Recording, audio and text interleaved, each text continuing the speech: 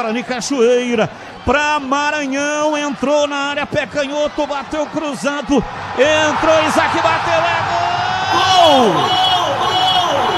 Gol!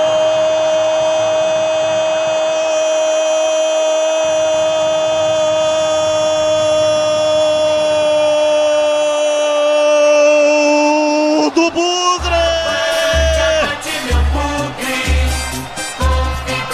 Na marca de 30 minutos passados, primeiro tempo, Maranhão errou o chute, bateu pro gol, ela ia saindo e do outro lado chegou Isaac, preciso, por trás da zaga do Caxias para tocar nela, bateu e mandou a bola pro fundo do gol, de pé direito, Isaac, pra chacoalhar a rede. A bola gosta de rede, é de rede que a bola gosta. A torcida vibra, vibra, da pele até o osso.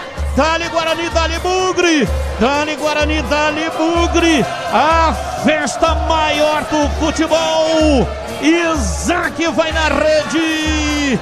Isaac, Isaac, Isaac, Isaac, Isaac, Isaac, Isaac, Isaac, camisa 21.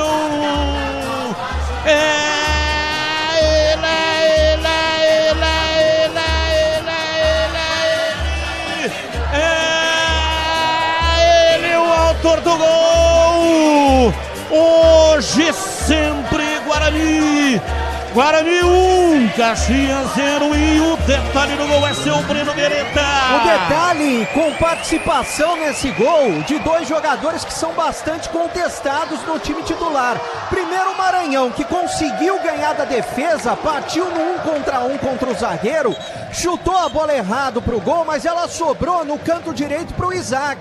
Aí o zagueiro bateu cabeça com o goleiro e a bola num toque do Isaac sutil foi caindo e entrando mansinha no gol do goleirão Busato, que nada pôde fazer. Abre o placar Isaac aqui no Brinco. Guarani 1, Caxias 0, Batista.